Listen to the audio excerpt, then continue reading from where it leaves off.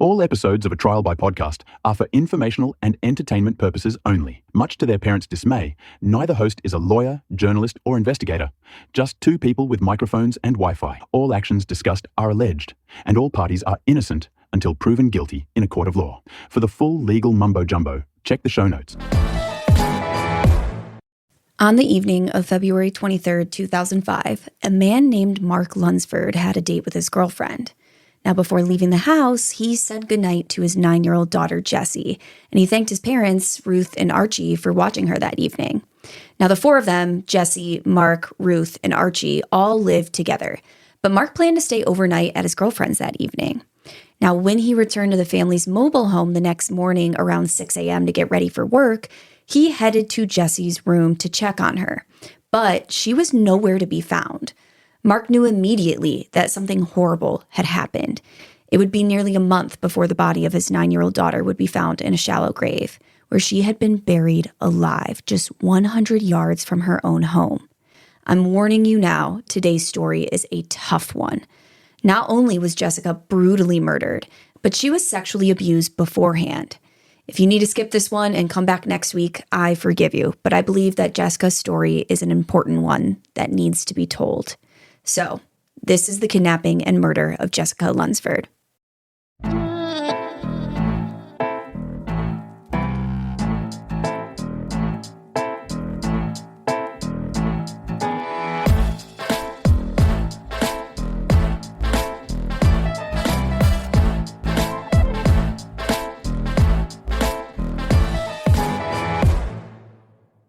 All right, welcome back to the pod, everybody. I am your host, Kelsey, and it is just me today for a solo dolo episode. If you're new to the podcast, I had a co-host for the first 80 or so episodes, and since then, I've just been having some guest hosts in rotation, and then every once in a while, it's just going to be me. Now, you may or may not be watching this on video. We'll see how it goes, because every time I try to do video, I end up crying and it doesn't go well. But I am trying to do video so we can have at least like 1 or 2 episodes a month on YouTube so you guys can watch it there. And then, of course, on Patreon as well. So if you want to watch on Patreon or you want to listen ad-free, you can subscribe to our Patreon. The link is in the show notes. But yeah, I think for today, without a guest, I'm just going to jump right into the story because we've got kind of a long one for you today. So today's story takes place in Homosassa, Florida. And Homosassa is a small community tucked along the Gulf Coast, about 75 miles north of Tampa, where the main attractions are manatees in the spring and the occasional tourists stopping to watch them. It's the sort of town where people know their neighbors. They leave their doors unlocked at night, and they assume that the worst things in the world just happen somewhere else, like they don't happen here. However, in February of 2005, it became the center of one of the most devastating child abduction cases in American history. So today we're talking, of course, about Jessica Marie Lunsford, who was 9 years old when she was taken. Now, she was born on October 6, 1995, and by all accounts, she was the kind of child who made the people around her just feel like the world was such a good place, like they were so lucky to have Jessie in their lives. She was a strong student, she was naturally curious, she was enthusiastic about school and about church, and she loved to sing, and she collected a bunch of stuffed animals. She was like any other little girl. Her favorite color was purple, and she was a little bit on the quieter side, especially at school, like she was a little bit shy. But those who knew her described her as genuinely sweet. Now, she had normal fears like any child does, especially the dark. She was terrified of the dark, so much so that she had 3 nightlights in her bedroom. Now, Jessie dreamed of having a big life. She told people that when she grew up, she might want to be a fashion designer or maybe even a singer. And she kind of switched this like week by week, what she wanted to do. But no one had any reason to tell her she couldn't do these things. She was passionate. She was excited about these things. And she was just like a little girl that when you're talking to her, there's something about her that makes you believe in her, if that makes sense. Now, Jessie and her family lived on Snowbird Court in Homosassa. And of course, like I said, she lived with her father, Mark Lunsford, and then her paternal grandparents, so Mark's parents, Ruth and Archie. Now, her mother, who was a woman named Angie, she had separated from Mark when Jessie was just 1 year old. And she eventually relocated, remarried, and started a new family. And by the time Jessie disappeared, Angie hadn't seen her daughter in 4 years. So almost half of her life. So really, Jessie's immediate family was her father and her grandparents. That was the only household she knew. That was the household that she came home to every day and the one where she was tucked in every night. It was a small and ordinary household, but it was one that was overflowing with love. Now, February 23rd, 2005 was a pretty unremarkable Wednesday. Jessie went to school, then she went to Bible class, and she arrived home around 9 p.m. Now, she was the kind of kid who liked to wind down by singing a little bit of karaoke in the living room, and she had a particular fondness of Shania Twain.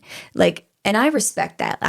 This is the way to wind down after a long day, singing a little Shania Twain in the living room. So Mark was home with Jessie for part of the evening before he left to spend the night at his girlfriend's house. And he planned to be back early the next morning in time to see Jessie off to school. Now, Ruth tucked in her granddaughter that night, as she did every single night. She would go in and tuck Jessie in and say goodnight to her. And it was the last normal night that any of them would ever have. But of course, they didn't know it. And that's the thing about ordinary nights. They don't announce themselves as the last of anything. February 23rd was just another Wednesday in a small Florida town. And then it was over. And then it wasn't Wednesday anymore.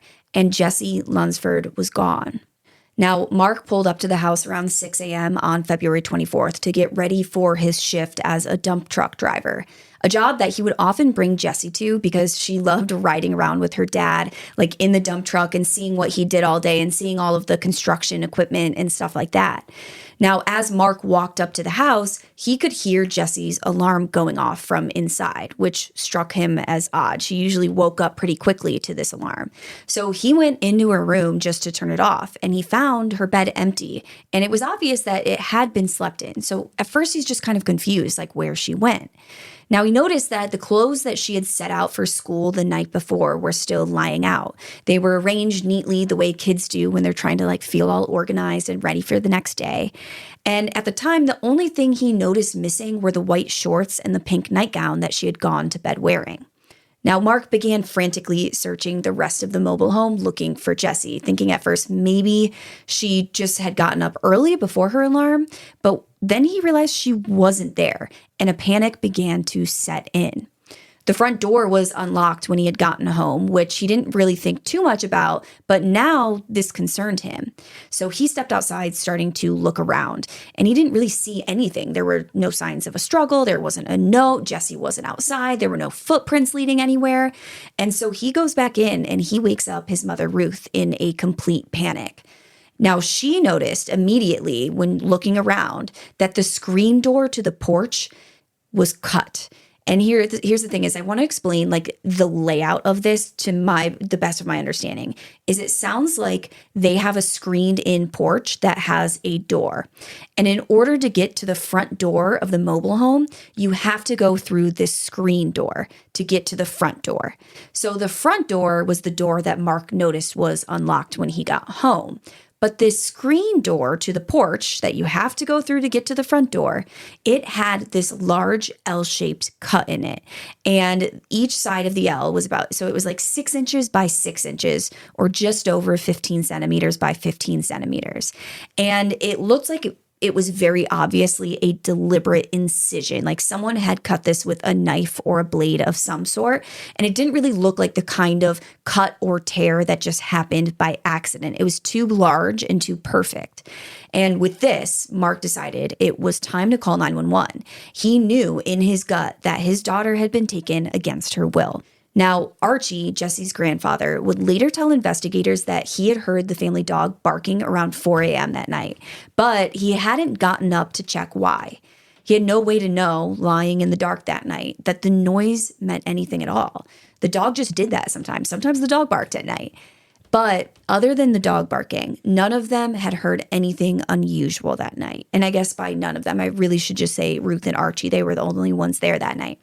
but they hadn't seen anyone come or go. They hadn't heard anything odd, and it just seemed to be a normal night until the morning came. Now, law enforcement responded quickly, and they treated the disappearance as an abduction almost from the start. However, they did briefly toy around with the idea that maybe Jessie had run away or went off with someone willingly. And of course, they have to ask those sorts of questions to the family. Like, is that a possibility? But the family immediately refuted this. Jessie was shy. She was a shy kid. She didn't like being with people that she didn't know well, and she wouldn't have just gone off with some stranger. On top of that, she had this horrible fear of the dark. It was so bad that she had 3 nightlights glowing in her bedroom at all times. So there was no way that this little girl would have just walked out into the dark night on her own to run away. And nothing had happened that would make her run away. And you also have to remember, like, it's February when this happens. So by the time that Mark realized she was missing around 6 a.m., it's still pitch black outside. And it had been since Jessie was tucked into bed at 10 p.m. So they don't know much, but they know she went missing between 10 p.m. and 6 a.m. It is pitch black outside. This little girl who's terrified of the dark is not going out there, at least not on her own. Now, with all of this knowledge and the cut on the screen door, the police did seem to realize that this was most likely a kidnapping scenario pretty quickly. Like, they weren't really pushing like, oh no, she ran away. Like, they seemed to take it very seriously. A nationwide missing children's alert was issued describing Jessie as 4 feet 11 inches tall with brown hair and brown eyes. And I will post a photo of her on our social media, but you guys have to look at a picture of this, like, just the cutest little girl you've ever fucking seen in your life. It's just heartbreaking. Now, here's the thing though. So they issue this missing children's alert, but they do not issue an Amber Alert. And the only reason I could find for this is they said that the Amber Alert system requires investigators to identify a suspect vehicle or have concrete evidence of imminent danger. And I guess at that point, they didn't really think they had either of those. What they had was an empty bed, a cut screen door, and an unlocked front door. And of course, a missing little girl. But I don't really understand why they don't think this is enough to show that she was in imminent danger. Like, in my opinion, the cut screen door is enough to say that she was taken, that she was most likely taken and in imminent danger. Like, a 6x6 inch L-shaped cut that no one who lived in the home had seen before. That doesn't seem like something that just happens by accident. It seems like an obvious form of forced entry, but, you know, that's just me. So the search did begin almost immediately. Hundreds of volunteers turned out that first evening alone. Bloodhound teams were deployed to pick up a scent. A neighbor named Alvin Harris even brought out his own dog, Buford, to join the effort. There were officers on horseback combing through the dense woods surrounding the neighborhood, while a police helicopter swept overhead throughout the day. And as the weeks went by, police had to start considering the possibility that they were no longer searching for Jessica, but for her remains. So with that, cadaver dogs were eventually deployed, and even a dive team was assembled and assigned to search every nearby body of water. But despite the exhaustive, around-the-clock effort, the search turned up nothing. It seemed like Jessie had simply vanished into thin air. Now, tips came in, but they seemed to lead nowhere. Over the days and weeks, Mark became a fixture in front of the cameras. He was a father visibly deteriorating in real time, holding himself together with the insistence that his daughter was alive and would be found. So the community really rallied around this family with the generosity that tends to emerge in small towns when something terrible happens to someone local. Signs were put up along roadsides and they read, "Bring Jessie home." There were candlelight vigils that drew neighbors who had never spoken to each other before. And in the days following Jessie's disappearance, police were doing what investigators always do in cases that involve a missing child. They had to look at the family first. In fact, Mark and his father, Archie, were both detained and questioned for 3 days. They were subjected to polygraphs, which they both passed. Detectives even attempted to pit them against each other at one point. Investigators were actually particularly suspicious of Archie. Now, this was partly due to the fact that Archie was home the evening that Jessica disappeared, while Mark had an alibi confirming that he was out of the house. And here's the thing, a girlfriend, like that you're sleeping over her house, it's not really the most airtight alibi because, of course, maybe a girlfriend's going to lie for you. And also, she's asleep while she's like giving this alibi saying that you were there. But still, this alibi is better than nothing. However, it was more than just Archie's whereabouts that made police so suspicious of him. It was really his demeanor that did it for them. Archie seemed too cool, too calm, and too collected during all of this questioning, and he showed almost no visible emotion. And of course, this stood in contrast to how most people imagine someone would act when their granddaughter goes missing. It also stood in very stark contrast to Mark's demeanor, which was pretty much a man in shambles. Mark was very obviously devastated, openly sobbing and wailing through his interrogations. He's begging the police to figure out what happened to his daughter. He is just absolutely distraught and begging police for answers on what happened to his daughter. But here's the thing is the police thought that the answer to that question might be that it was Mark's father who was responsible for what happened to his daughter. However, Mark knew this was impossible. He absolutely rejected this theory. He knew that his father loved his granddaughter and that he would never do anything to hurt her. Still, detectives went really hard at Archie.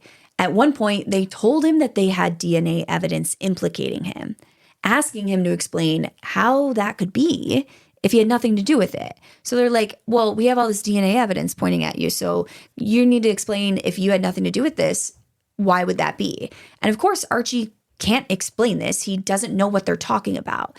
And the thing about this DNA evidence is I'm not 100% sure because, I don't have all the files and all of that, but it sounds like it didn't exist. It appears to have been a complete bluff. Nothing ever came of it. I can't find any record of this DNA evidence that was matched to Archie or where it came from or what kind of DNA it was or anything like that. And as far as I could find, there's really no unexplained DNA evidence in this case that they could have thought even could point to Archie at any point. So while I can't be certain, it seems to me that they were lying to Archie as some sort of interrogation tactic, which here in the United States is legal. The police are allowed to lie to you.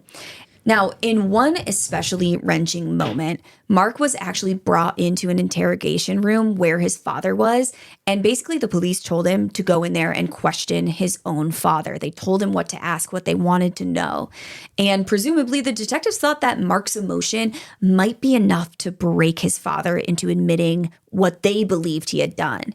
Which, spoiler alert for everybody, Archie had nothing to do with what happened to Jessica, and he didn't know anything about what happened to Jessica. But of course, the police were convinced he did. Now, when Mark goes into this interrogation room, he was reportedly in tears, apologizing to his father, just being like, I'm so sorry they're making me do this. I'm so sorry. I know you had nothing to do with this, but they're making me ask you these questions. They're making me do this. And here's the thing. I don't blame police for starting this investigation with looking at the family. Like, I feel like you have to do that. They're the most likely suspects, and you have to rule them out. And I don't even blame them for being a little hard on them when they're attempting to find this little girl who's missing and like make sure that she's okay. However, they do take it too far, in my personal opinion, at some point. Now, exactly when they cross the line into like the too far territory, I'm not 100% sure. But we do know that at one point, elderly Archie was pinned against a wall by an officer and like yelled at. Like they're pinning him against a wall and like yelling in his face. And to me, that is obviously operating beyond the line when you don't have any evidence showing that he was involved. Like they treated this poor old man like the worst kind of criminal, while really he was just an innocent victim of this and his granddaughter was taken from him. It was just too much. It was inappropriate. And I'm sure it was traumatizing for this family. The good news is, after about 3 days of interrogating both men, they were both pretty much cleared, at least barring any further evidence pointing to either of them. And again, spoiler, there is no further evidence that points to either of them because neither of them were involved in this.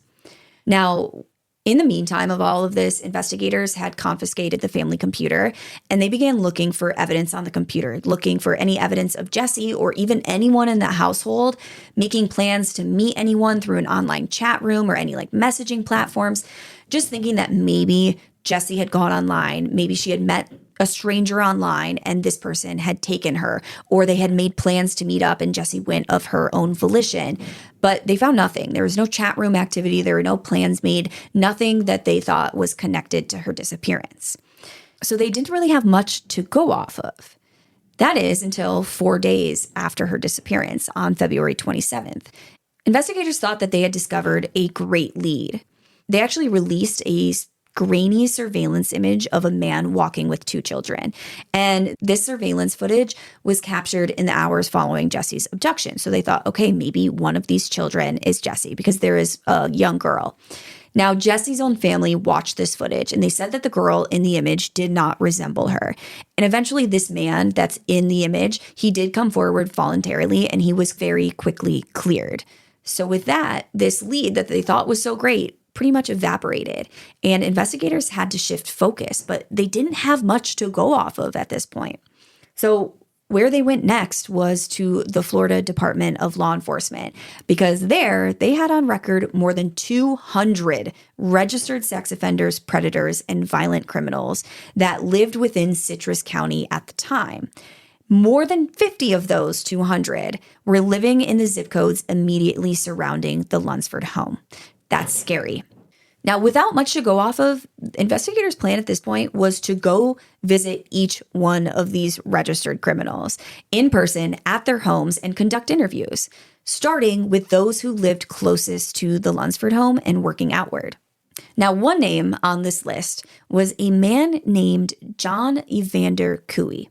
Now, Cooey was a registered sex offender in the area, but when they had gone to his registered address, they discovered that he had moved out. And here's the thing about this is when someone is on the sex offender registry, they have to keep a current address with the registry. So if you can't just move, you have to go in and update your address. And they're going to basically notify all of your new neighbors that you're a registered sex offender. But Cooey didn't do this. The address that they had on file was one that he no longer lived at. And this in and of itself is a crime that warranted Cooey's arrest. This is breaking the law. So while police didn't really have anything that connected Cooey to Jessica's disappearance at the time, they still had to put a warrant out for the address violation and put a warrant out for his arrest. But they weren't going to leave it at that. They wanted to track him down because A, they wanted to get them for this address violation, and B, they still wanted to talk to him about Jessica's case. So they ended up making a visit to his sister, Dorothy Dixon's house. And here's the thing about Dorothy Dixon. What do you know? She lived in a mobile home just about 100 yards from the Lunsfords' home. And with that, police were looking a little bit harder at John Evander Cooey. Now, when police talked to his sister Dorothy, she claimed that John didn't live there at the mobile home with them and that she hadn't seen him in a long time and she had no idea where he was or where he was living. She told them that it was only her partner, her adult daughter, and her daughter's boyfriend who lived in the home. But she said, no, my brother doesn't live here. Haven't seen him in forever. She even let police into the mobile home to take a quick look around. I assume in an attempt to prove that Cooey wasn't there, but I don't know for sure. But she let them walk through the home, briefly stepping into each and every room in the mobile home. And indeed, they didn't find any sign of Cooey. Now, even though they had zero evidence linking Cooey to Jessica's disappearance, police could not ignore the proximity of his sister's home to the Lunsford home. And with that, tracking Cooey down and talking to him became a major priority in this investigation. However, weeks and weeks went by with no sign of him and no leads. Even worse, about 3 weeks after Jessie went missing, these massive search efforts that I described to you had to be called off because of an incoming hurricane. And of course, this was devastating news for the Lunsford family, but the police had to continue on. And so they honed in on finding Cooey and diving into his history, learning as much as they could about him. So here's what we know about John Evander Cooey. He was 46 years old when Jessie went missing, and he had been living in Homosassa for years, cycling in and out of the area with a kind of low visibility that accumulates over a lifetime of failure. That's what I'll say. This man's life is a lifetime of failure. Now, his criminal history stretched back 3 decades, comprising roughly 24 arrests for burglary, concealed weapons, disorderly conduct, fraud, driving under the influence, larceny. He had a severe crack cocaine addiction that had woven through all of this. And it seems like the motivation for a lot of his crimes, like the burglary and stuff, was to get money for drugs. And as that addiction deepened, it seemed like the gravity of his offenses deepened with it. Now, in 1991, Cooey was convicted of exposing and touching himself in front of a 5-year-old girl. And you guys know what I'm going to say about this. Flashers, people who expose themselves, touch themselves, whatever you want to call it, these are dangerous fucking people, and we need to take this shit seriously. Now, he told investigators at the time that he had done similar things to other children. So he's like, oh yeah, by the way, this isn't the first time that I've done this. I don't know why you guys are freaking out. But with that, he was sentenced to 5 years in prison, which seems like a, decent punishment for this, maybe, until you hear that he was released after serving only 2 years. Only 2 years. And then he went on to murder this little girl. So that's all I got to say about that. The 5-year-old girl that he was convicted of exposing himself in front of is not Jessica, by the way. I should make that clear. This is a different little girl. But yeah, and if you think that's bad, really the worst part about this is not just that they let him out early. It's that once he was let out, he was not meaningfully monitored in any way, shape, or form. Like I said, investigators had gone looking for him at his last known address and found out that he relocated. How was that able to happen? How did no one from the, whatever office he has to register with, why didn't they know where he was? Why weren't they checking up on this guy who's obviously a dangerous criminal, dangerous to children? And that's the thing is we are going to later find out that, his sister Dorothy was fucking lying. He was living with them at that trailer just 100 yards from Jessie's front door. And the Lunsford family is just living there. They have no idea that a registered sex offender is living so close to them. They have no idea that, this guy's dangerous. They have no idea to even keep an eye on him because he slipped through the cracks in the system because he wasn't being meaningfully monitored. Now, the trailer that he lived in was crowded. So, of course, I know I already said this a little bit, but we've got Dorothy. We've got Dorothy's partner, I believe was a man. It's her boyfriend. And then we've got her daughter and her daughter's boyfriend. And Cooey. And Cooey wasn't the only one who was a drug user. Everyone who lived in this trailer was a heavy drug user, mostly crack, cocaine, and heroin. And of course, all of this drug use was primarily funded by petty crimes that they all committed. Now, when police had arrived that day looking for Cooey, it wasn't just Dorothy that they talked to. They had all told police the same story. They hadn't seen Cooey in a while. He didn't live there. They didn't know where he was. And all of this was a lie, of course. Cooey was just out. He just happened to be out when the police stopped by, and he got lucky.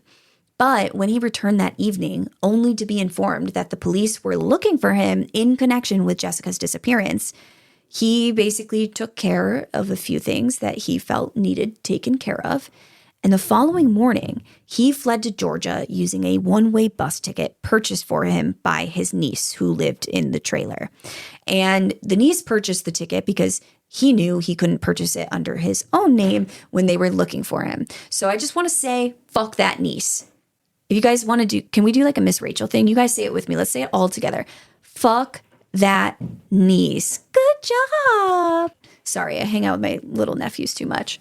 But yeah, with no job, no money, and a strong addiction, Cooey ends up taking this bus to Georgia, and he gets there and he has to check into a homeless shelter. And he does so because he's a fucking dumbass using his real name. Even though he knows that the police are looking for him, he uses his real name. And of course, at this point, there's a warrant out for his arrest because he had moved without registering the new address. And because of that, after checking in using his real name, he's quickly picked up by Georgia police. But here's the thing. At this point, there's no formal connection between Cooey and Jessica's disappearance. Yeah, the police were very interested in talking to him, but they had no evidence pointing towards him besides the fact that they thought maybe he was staying in this trailer that was really close to where Jessica lived. So it wasn't enough. So the only thing that Georgia police are seeing is that he didn't register this new address. So I don't really know what the normal punishment for that is, but it seems like they kind of picked him up, talked to him for a little bit, and then pretty much just released him again. So he's back out. He's still on the run.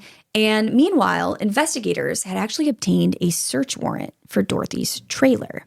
And inside the trailer, they found a stain on a mattress, which Dorothy did eventually admit was Cooey's mattress. That was his bed. That's where he slept in the trailer. Of course, at first, she's denying all of this, but she does say that later on. Now, at this point, Dorothy's brought in for questioning. They're like, yeah, we need to know what the stain is because, spoiler alert, it looks like a blood stain because it is a blood stain. Now, she tells investigators that the night that Jessie went missing, she, Cooey, and the others had been out drinking and using cocaine together, and they had all come home and gone to bed around 1 a.m. She claimed that she hadn't seen Cooey since this, but of course, this was another one of her bullshit motherfucking lies because I hate this lady. Now, it's at this point when she's like, yeah, well, I saw him the night Jessie disappeared at 1 a.m. and then I haven't seen him again since and I don't know where he is. Now investigators are like, he is involved in this. They're feeling pretty certain. And while they haven't tested the stain on the mattress yet, they're feeling very confident that they're going to get evidence to charge him. So with that, they officially name Cooey as a person of interest in the media. And his name and photo are blasted all over the news. And it is now I don't know how it works with police systems, but it is now in the police system that they are looking for Cooey in connection to Jessica's disappearance. Now, Cooey, who had just been released by the Georgia police, he found himself a new homeless shelter to check into. And this one is in Augusta, Georgia, which is about 400 miles from Homosassa. Now, this time, he was smart enough to do it under a different name, thinking he didn't want to get picked up again if they're still looking for him. But by this point, his name and photo are everywhere. All over the news. He is wanted. And luckily, an employee at the shelter stays educated with the news because she recognized him pretty immediately after he checked in. And she called police saying, hey, I saw that Florida police are looking for this guy in connection with the disappearance of a little girl. And I've got this guy here at the homeless shelter that looks just like him. Now, he is again picked up by Georgia police, but this time, because it's in connection with Jessie's case, he's actually held until investigators from Florida could get there to speak with him. And what investigators would learn from Cooey once they got to him is absolutely chilling. So just a warning, it is about to get very, very dark now. Very, very dark. Now, at first, Cooey denied having anything to do with Jessie's disappearance. He was questioned for hours on end that first day. And he was questioned by this police duo who was basically using like the classic good cop, bad cop routine.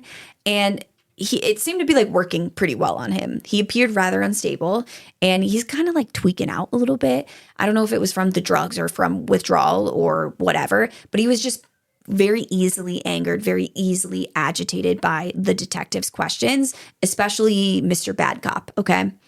Now, during this hours-long questioning, Cooey does ask for an attorney on 4 separate occasions.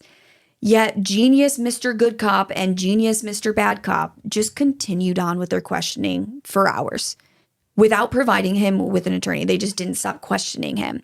This is a direct violation of Cooey's constitutional rights. This is wrong. Now, Cooey's a piece of shit. Don't get me wrong. Cooey's a fucking evil piece of shit. But it is wrong for the police to violate anyone's constitutional rights. And this is going to come back with consequences, okay? Now, after a while, they eventually called it a night. They're like, we're not getting anything out of him. We got to go rest, whatever. So they let Cooey return to his cell, go to sleep. And in the morning, they swoop him right back up and they ask him to take a polygraph. And Cooey agrees to this polygraph. So they started out with like the normal control questions, what's your name? Do you live here? Do you know this person? Like easy yes or no answers to kind of develop a baseline. But they slowly start asking questions about Jessie's disappearance. And then suddenly Cooey just blurts out this confession, admitting that it was him, that he had killed Jessica. Now, after this, detectives immediately stopped the polygraph and they took him into a different interrogation room that was equipped to film Cooey as he made a formal confession. Now, Cooey admitted that he had been watching Jessie for some time before the night that he took her. He had seen her playing outside in her yard in full view of the trailer where he stayed. He knew who she was, and he had been thinking about her. Now, this is the part that's hard to sit with. Not just that Cooey was there, but that his presence was the result of a series of documented, compounding failures by the system that is supposed to protect kids like Jessica from these monsters that are simply released back onto the streets after doing something like exposing and touching himself in front of a little girl. He had prior convictions. He had been incarcerated, and he was released. He was a registered sex offender. He was supposed to be monitored, and he wasn't. He was supposed to register his address, yet he was able to get away with not doing so. And it seems like no one ever checked or was responsible for keeping tabs on him. And again, it's like the sex offender registry, this is made for a purpose. It's made to protect children from people who are known offenders. But it wasn't doing that. It didn't do that in this case. It did not protect Jessica. There were gaps, like huge gaps in this system. And a man like John Cooey, a middle-aged man with a long record, a crack addiction, and a history of targeting children who were too young and too small to protect themselves, he's able to slip right through it. This man's not an evil mastermind. In fact, we're going to talk about his IQ later. I believe his IQ was 78. He's not an evil mastermind. These were massive gaps in the system that were easy for anyone to slip through. And it makes you question if Cooey was able to do it, how many more were able to do it, and how many more children were victimized just like Jessica because the system failed them. So yeah, back to Cooey's confession. Cooey tells police that he got back from partying and doing cocaine with everyone around 1 a.m. and they all go to bed, right? But he says he goes into his bedroom and he's flipping through porno magazines. He's just not able to sleep and he's craving more cocaine, but he didn't have any money for any more drugs. So he decided that he was going to go rob someone to get more money for drugs. Now, he claims that he only chose the Lunsford home because the door was unlocked. But that would have been hard to know right off the bat, as he had to cut through the screen door on the screened-in porch to even get to the front door, because that screen door was presumably locked. That's why he had to cut it.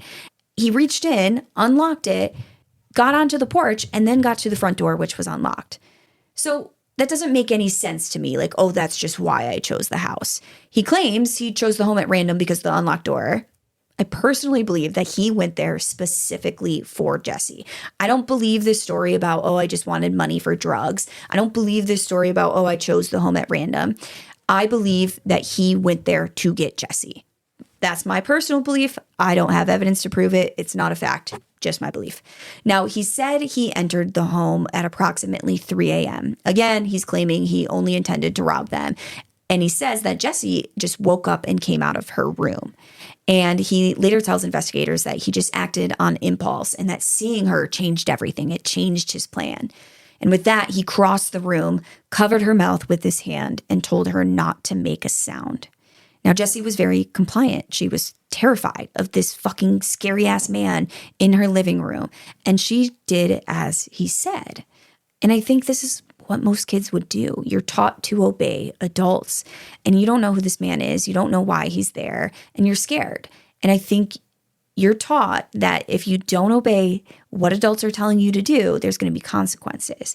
So I could see how in a kid's mind, the safest thing to do is to just listen to whatever this man is telling you to do. So he's covering her mouth. He's telling her not to make a sound. And then he's basically telling her to follow him out of the home. But before they left, she stopped and she asked if she could bring a stuffed animal with her because she's 9 years old and she's scared. Cooey said yes to this, and she went back into her bedroom and she chose her stuffed purple dolphin, the one that her father had won for her just a week before at the state fair.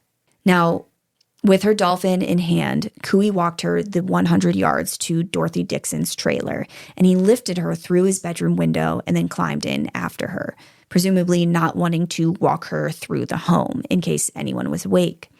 That night, he raped her, and he said they fell asleep on the mattress, and in the morning, he woke up and he raped her again. He then put her inside of the closet in his bedroom and told her to stay there, silent. And he told her, I'm going to be gone all day. I have to go to work. do not make a peep. Do not leave this closet. Now, of course, we all know that this evil fucking loser didn't actually have a job, but he did leave for the majority of the day, though it's unclear to me what the fuck he was doing all day. Now, before leaving, he turned on the television in his bedroom pretty loudly, just trying to cover any noise that she might make from the thin closet that she stood in. And from what I read about this closet, I'm not 100% sure because I couldn't find any photos of it, but it sounded like this was a very small closet and it's not like she could lie down on the floor. Like she's either standing or maybe crouching down or sitting in this closet. Again, I'm not 100% sure on that, but a lot of the descriptions I read said that she was standing in there all day, which is just another layer of torturing this little girl who's fucking terrified. Now, Cooey ended up keeping Jessie in that closet for 3 more days, bringing her out multiple times a day to sexually assault her, to rape her. He said that she often tried to fight him off, but he always was able to overpower her. She's 9 years old. And here's the thing about this. You have to remember this is a mobile home, okay? If you've never been in a mobile home, they're actually I think they're larger than they appear from the outside. One of my friends used to have a mobile home and it was big. Like I felt like it was the size of the apartment that I lived in, but the walls are a lot thinner. At least my friends was. I don't know if it's the case for every single one, but they're not like drywall, right? And so the rest of these fucking losers that lived in this home, they say that like they didn't know that Jessie was in there. But I find it, just personally, this is just my opinion. This is not a fact. I'm not accusing people of crimes, blah, blah, blah, blah, blah. But like personally, I find it very fucking difficult to believe that they didn't hear anything coming from that room in a small mobile home. Even if he had the TV on. Like if she is fighting him off while he is trying to rape her, even if he had the TV on, I just cannot believe that they didn't know something bad was happening in that room. Whether or not they knew he had a child in there, I don't know. But the whole, we had no idea what was going on, I just personally do not fucking buy it. And the other thing about this is we already know that these people are liars, okay? They said that Cooey didn't live there. He did. They said that they hadn't seen him since 1 a.m. the night that Jessie disappeared. But we know from Cooey that he had been back day after day for at least 3 days after she disappeared. So they lied about that too. And the whole time, she's imprisoned in his room. I just feel like these people knew that he was doing something wrong, that something bad was happening there. And they just didn't, instead of going to see what was happening and investigating it, they just turned a blind eye because they didn't want to deal with it. Again, just my opinion from limited knowledge, not a fact, just my opinion. Now, on top of all of this, we also know from Jessie's autopsy that her stomach and bowels were completely empty when she died, meaning the whole time that he had her, he barely fed her, if at all. Maybe he fed her within the first day, but by the time that she died, she had not eaten in days. Again, just another layer of torture of this 9-year-old girl, this innocent little 9-year-old girl.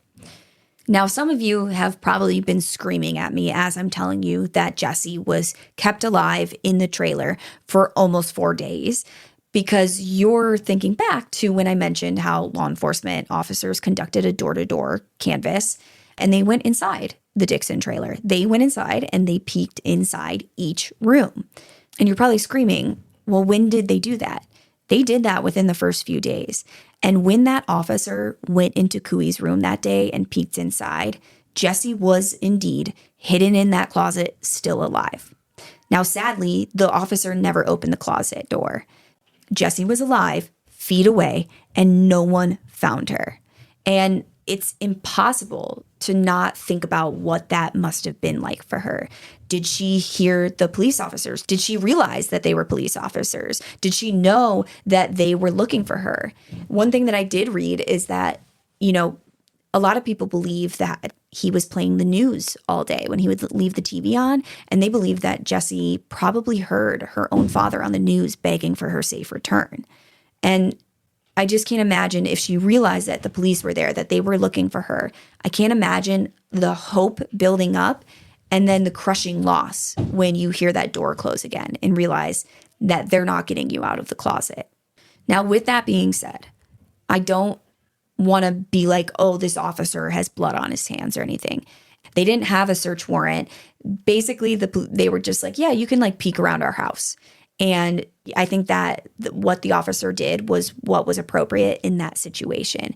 And so while it's devastating that Jessie wasn't found, and while I wish so badly that officer had just taken a peek in the closet, I don't think he did anything wrong. I really don't. So during Cooey's confession, he tells the officers that when he came back to the trailer that night, the night that the police had come, they had looked through the trailer, they had asked if Cooey was living there, they all lied and said no. At that point, Cooey starts to panic because he knows now that the officers realize he lives there. They think maybe he's connected because he's a registered sex offender. And he knows that he has this little girl that they're looking for alive in his closet. And he knows that it is over. He can't keep her there any longer. He knew that he had to act that night. The only problem was that there were hundreds of searchers scouring the neighborhood, scouring the area. And the police were literally camped out on the street. Like literally camped out front of his trailer on his street. They'd even set up a command post tent pretty much in view of Dorothy's trailer. I did read, it sounded like this tent had walls, as it's often noted as partially obstructing viewpoints. I don't know that that necessarily matters here, but it's often brought up. But yeah, there's literally this command post of police out in front of this trailer. So what is he going to do with this little girl? That's the dilemma that he's at. So late that night, Cooey tells Jessica that he's going to take her home, that he's going to let her go. He said that to get her there, but he explained to her that, look, the police are looking for you. They're all outside, and I'm going to get in trouble for having you. So we can't be seen together. I can't just walk you home. In order to get you home, I'm going to have you climb into these black plastic garbage bags, and then I'm going to carry you over to your family's yard and leave you out front, kind of disguised as a trash bag. Then he says, look, you're going to wait a little bit and let me get away. And then once I'm far enough away and it's been enough time, you can just get out of the trash bags and you can, go back inside and go to your family like, hey, I'm back. That was the plan. So he asked Jessica to get into these garbage bags. Now she was too large to fit into one bag, so he put a second one over her upper body and he tied them together. He then carried her outside as planned, but instead of carrying her to the Lunsford's yard, he carried her to the small yard behind Dorothy's trailer, where he had already dug a shallow grave. He did not leave her on her family's lawn like he had said he would. Instead, he placed her into the hole that he dug, put her in there alive, and covered her with dirt. He then left the 9-year-old girl to suffocate to death, alone in a shallow grave, in the dark that she was so terrified of. Oh my God, this made me choke up. It's a tough one. Now, after Cooey tells this to investigators, they immediately rush to Dorothy Dixon's property on Snowbird Court, the same trailer that they had knocked on during the search, the same yard that they had already looked at and walked away from. And then they began digging. And sometime between 3:30 and 4:30 a.m. on March 19th, nearly a month after Jessie disappeared, they found her. Jessie's body was wrapped in the garbage bags, and her small wrists were bound with speaker wire. Now, the medical examiner who did her autopsy would later testify at trial that she had likely survived for several minutes after being buried before the oxygen ran out. As she suffocated, she had tried to tear through the plastic with her fingers, managing to poke 2 small holes in the trash bags before she died. When her body was recovered, 2 of her fingers were still extending through the holes, like her fingers were still stuck out of these trash bags. And her other hand was clutching onto the stuffed purple dolphin that her father had won for her at the fair the week before. There are not words to describe what was done to this little girl. She was kidnapped, kept captive for days, raped for days, and this man buried her alive, clutching her stuffed animal. She's terrified of the dark. It's obviously dark, and she's trying to escape, and all she can manage is to get 2 of her fingers to poke through the trash bags. Now, Jessie's body was badly decomposed by the time that she was found, and the autopsy couldn't technically establish a definitive cause of death because of the decomposition. But because of the way that the body was found, the circumstances were very clear without the autopsy, forming a conclusion. Like, it was unmistakable. It was very obvious that she had been buried there alive. The autopsy did show that there were injuries to her genitals from the sexual assaults that were in different stages of healing, indicating that there were many assaults that occurred over the course of days. Like I said earlier, her stomach and digestive system were completely empty. She hadn't been fed in days. There was also cocaine residue found on her body, but it wasn't found inside of her. Like, it wasn't found in her system. They didn't give her cocaine. It just seems like there's just cocaine all over this fucking trailer, and it got on her. She was clothed when she was found, but the clothes that she was wearing were not her pajamas that she had disappeared in. She was wearing shorts and a t-shirt that did appear to be children's clothing, though it's unclear where Cooey got them. The pajamas that she had been wearing, the white shorts and the pink nightgown, they were never recovered. No one knows what happened to them. Now, Mark, her father, arrived at the scene shortly after sunrise. He had told anyone who would listen over the last few weeks that his daughter was going to come home. And standing outside of the crime scene tape on the morning of March 19th, he said quietly to the reporters gathered there that everyone had heard him say it time and time again, that she would be home. And now she was. The three people who had been living in the Dixon trailer with Cooey, so his sister Dorothy Dixon, her daughter Maddie Secord, and a man named Matthew Dietrich, they were subsequently charged with obstruction of justice in this case. Now, I'm uncertain whether Matthew Dietrich was Dorothy's partner or Maddie's partner, and I don't know why the fourth person who was living there was not also charged with obstruction of justice.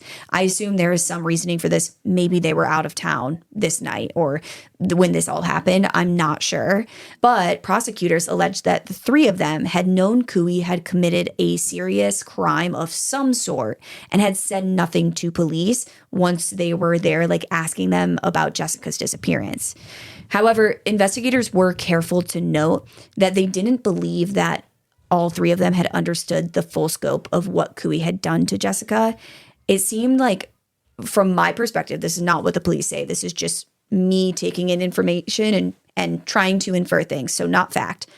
But it seems like it was like a don't ask, don't tell thing. Like, they knew he had done something. They knew he was going on the run. Then investigators come asking about this little girl, and they just are like, hands up. We don't want to know. Don't tell us anything. Like, we don't know anything type of deal. Don't be that way. Don't be that way. What the once you let's say they didn't know what he was doing in that room for those 4 days, which, again, you guys know my opinion on this. I think that's absolute, utter fucking bullshit. But let's say they're telling the truth. That's a possibility, because I don't know. I wasn't there. Let's say they're telling the truth. You know he's going on the run because the niece bought him that bus ticket. He's just gone. You haven't seen him. And you know he's a registered sex offender. You know he exposed himself in front of a little girl. And then the police come knocking on the door saying, we're looking for a little girl who's missing, who lives 100 yards away. And you lie to them? You lie and tell them, oh, he doesn't live here. He never lived here. Haven't seen him in forever. Don't know where he is. You're telling me you didn't do the fucking math in your head and add up all the dots and realize that he's probably involved in this? Bullshit. Bullshit. Now, these people are also fucking idiots. They're losers. They're idiots. They're evil. So I don't know. Maybe they're just too stupid. But let me tell you something. I'll speak for myself.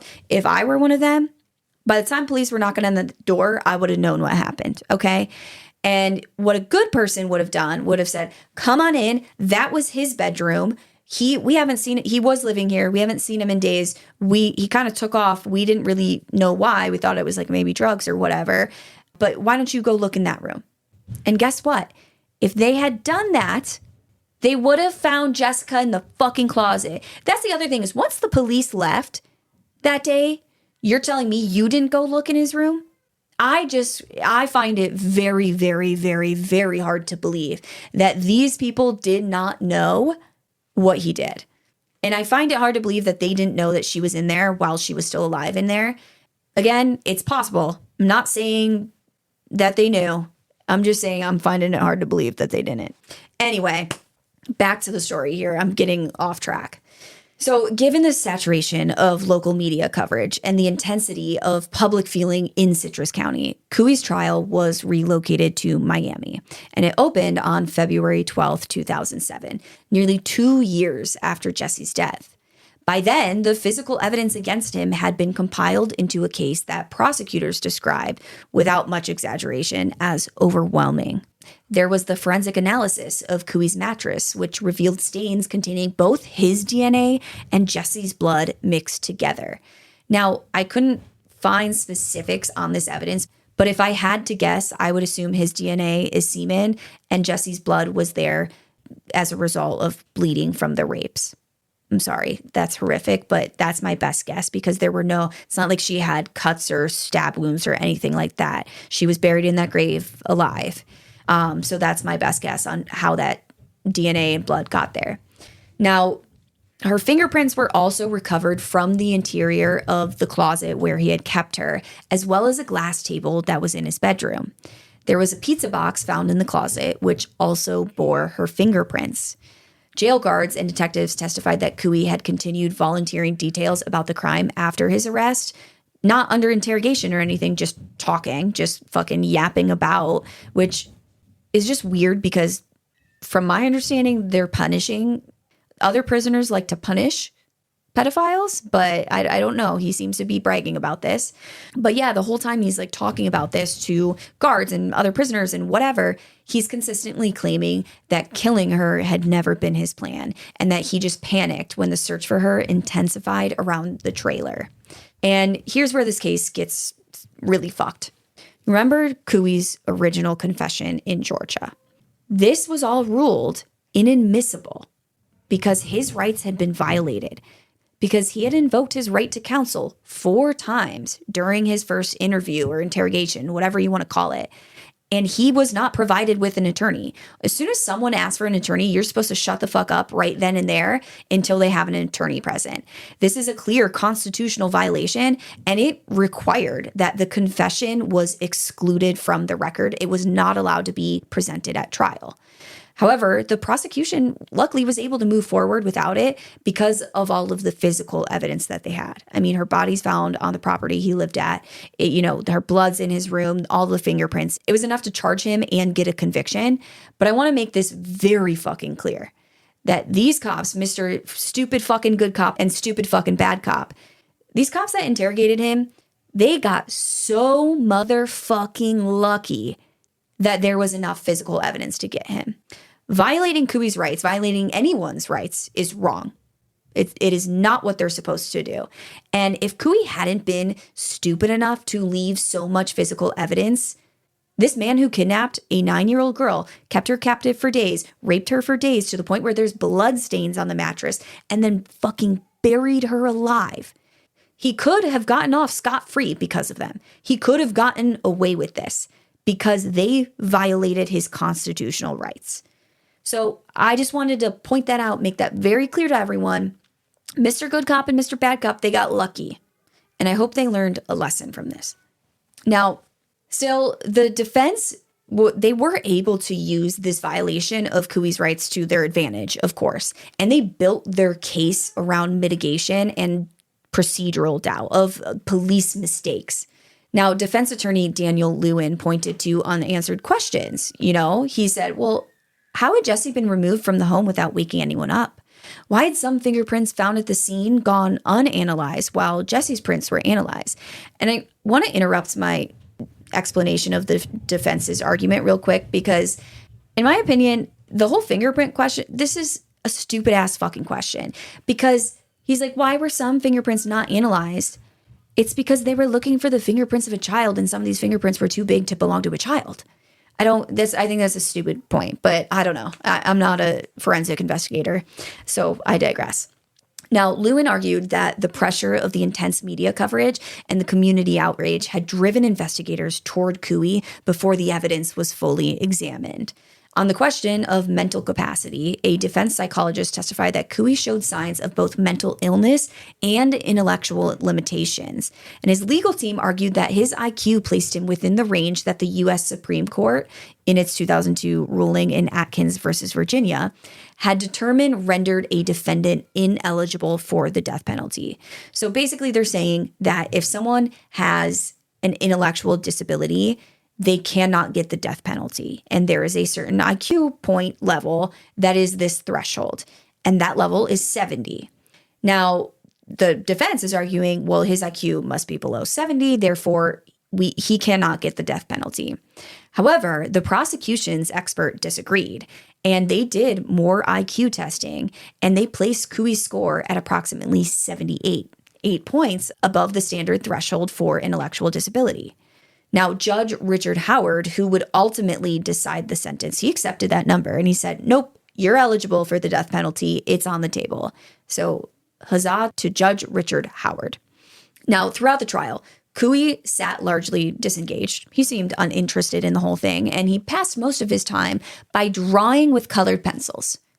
The fact that they even let that man do that while on trial for the murder of this little girl is a fucking disgrace. Shame on that courtroom and shame on that defense attorney. I don't know whose job that is. Take the fucking colored pencils away from him. Thank you. Now, on March 7th, 2007, after approximately 4 hours of deliberation, the jury returned guilty verdicts on every count: first-degree murder, kidnapping, burglary with assault or battery, and capital sexual battery.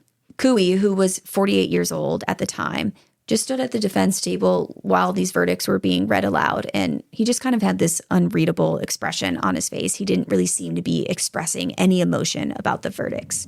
Now, the penalty phase moved really quickly after roughly 75 minutes of deliberation. So they're like, all we need is an hour 15, baby. We got a decision for you. The jury recommended death by a margin of 10-2. Now, under Florida law, the final sentencing authority when it comes to the death penalty, this rests with the judge. And on August 24th, 2007, Judge Howard presided over the formal sentencing hearing. And he had to stop multiple times while reading his account of the crime into the record. And he had to pause and compose himself before continuing because of the fucking horrificness of what happened to Jessie. He described the dirt that was packed under her fingernails. He described the holes that she had torn in the garbage bags. He described what the medical examiner had concluded about how long she may have remained conscious. The medical examiner said it could have been up to 5 minutes that she was alive in there, suffocating to death in the dark. He said that Cooey had caused her a slow, deliberate death, and that her only companion in those final moments had been her purple stuffed dolphin. Howard found that the facts of the crime vastly outweighed every mitigating argument that the defense had tried to raise. He framed sentencing in his remarks from the bench as a moment of final reckoning, the accounting that justice demanded. And with that, he sentenced John Evander Cooey to death. Huzzah to Judge Howard. Huzzah to Judge Howard. Now, for those of you who have been listening for a while, you might be a little bit confused about me making that statement, because if you've been listening for a while, you know personally I'm against the death penalty. The reason for that being, it's not because these people who commit these horrific crimes still deserve to live. It's because sometimes the system gets it wrong and we kill innocent people. And I don't think killing the guilty ones is worth innocent people losing their lives. That's just my opinion. So yes, as a whole, I don't believe in the death penalty. However, in this case, it worked, okay? I don't believe in the death penalty because of the cases where innocent people lose their lives. This is not one of those cases. So yeah, I'm against the death penalty, but the death penalty is on this table. The judge had a decision to make, and personally, I believe in this one specific case, he made the right fucking decision. So that's why I'm saying huzzah to Judge Howard. Now, are those conflicting statements and ideologies? Absolutely. Sometimes there's gray areas in life. But yeah, just wanted to explain that in case anyone was getting heated in the comments already. Now, at the sentencing hearing, Jessie's father, Mark, spoke. He had heard at some point that Cooey claimed that he intended to apologize to Jessie when they both reached heaven. Now, Mark's response to this was very direct. He told the court that he had some bad news for Cooey. He wasn't making it to fucking heaven. And can you hear my nails clapping? I'm doing that little like nail clap thing that you see in the memes. Period. Yes, exactly. He's not making that. If there's heaven and hell, Cooey's burning in hell right now. So that's some good news. Now, Cooey did appeal later, and the case moved to the Florida Supreme Court. Now, the process of appeals, like appealing a death penalty, this is a very long process, and this was something that Mark had acknowledged. He knew that this was likely to stretch on for years. However, it never reached its conclusion because on September 30th, 2009, John Evander Cooey died in a Jacksonville hospital from natural causes. I could not find what the natural causes were. I don't know, but I assume that being a crack cocaine heroin addict for most of your life is probably taxing on the body. So yeah, he was on death row when he died. He was 51 years old, but of course, this appeals process was never concluded. And remember, he was sentenced when he was 48. He really only served 3 years for this, which is not enough time, in my opinion. Now, Mark Lunsford told CNN that he had never expected to outlive the appeals process, and he had resigned himself to the possibility that Cooey would die before the state got the chance to act. Like, he knew that Cooey was not in good health. Citrus County Sheriff Jeff Dawsey, who worked on this case, he was a little bit more blunt than Mark was. He said that he had always planned to be present for the execution of John Cooey, and he felt genuine disappointment that the opportunity never came. I like that. I like that guy. Damn. Let me run that back one more time. Like, I feel like that hit. Jeff Dawsey, he said he had always planned to be present for Cooey's execution, and he felt genuine disappointment that the opportunity never came. Go Jeff Dawson, or Dawsey, I'm sorry, Jeff Dawsey. But this story does not end with the death of John Cooey, because the failure that allowed Cooey to live 100 yards from a 9-year-old girl completely undetected, this wasn't just a fluke. This wasn't just a one-time mistake of the system.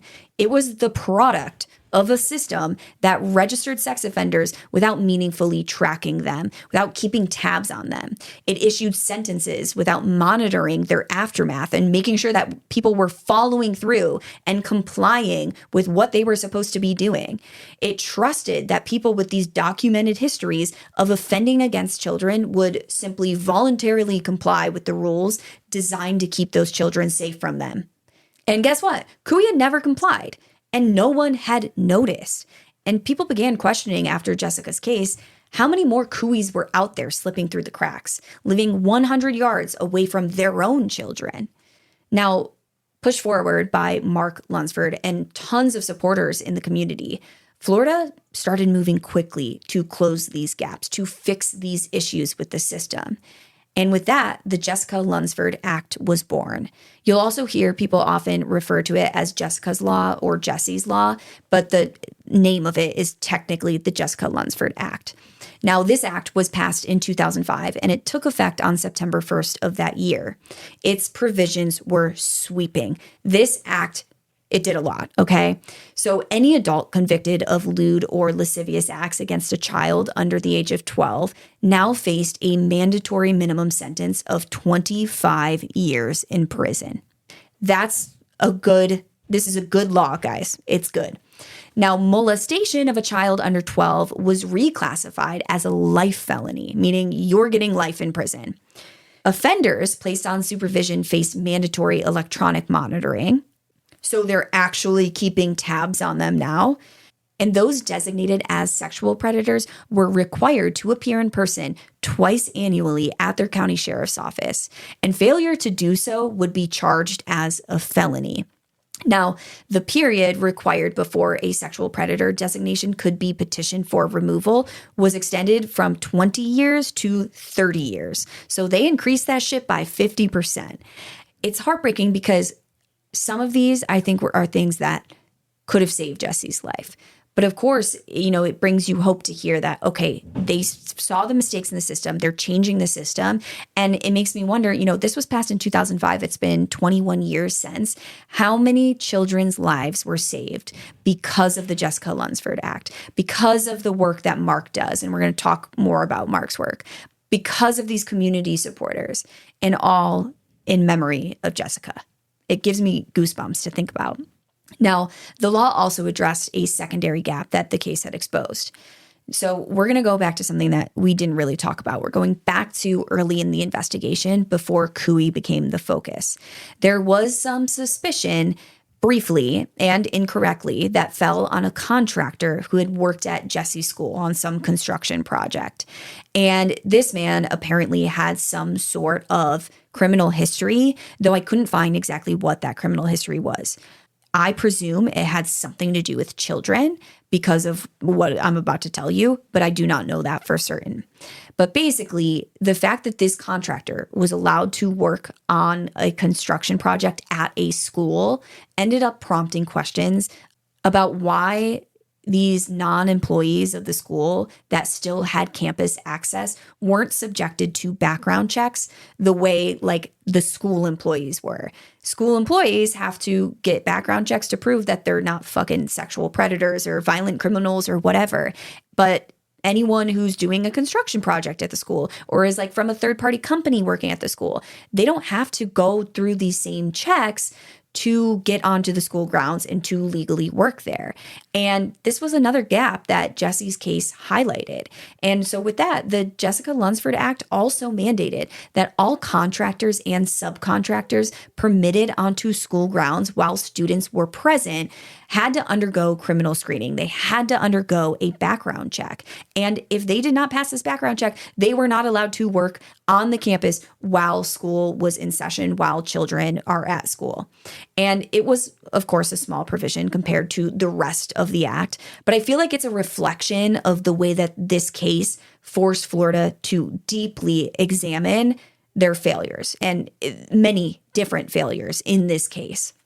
Now, the reach of the Jessica Lunsford Act extended well beyond Florida.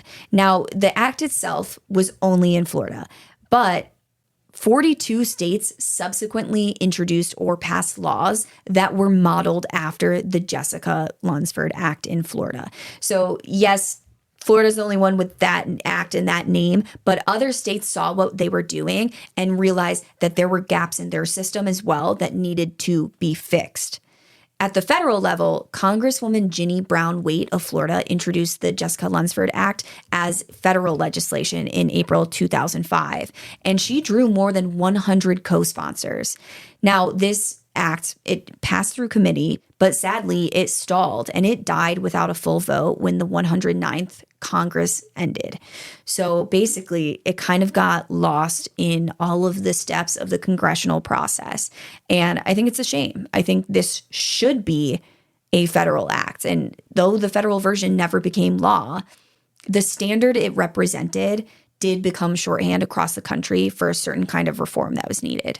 So I think 42 states is pretty good. I hope the other 8 eventually follow suit. Not that they haven't done anything since 2005. I'm sure they've made some improvements. I just don't know that they made all of them. Now, Mark himself became one of the most visible child protection advocates in the United States in the years that followed Jessie's death. He lobbied state legislators, he testified before Congress, and he appeared consistently in the national media to push for stronger enforcement and harsher penalties for sex offenses against children. At Cooey's sentencing hearing, he made an argument that went beyond his own daughter's case.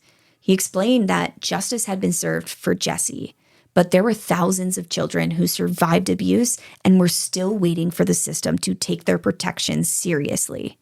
He said that killing a child was the worst outcome, of course, but he asked the room to consider who had it harder, the child who died or the one who had to keep living with what was done to them.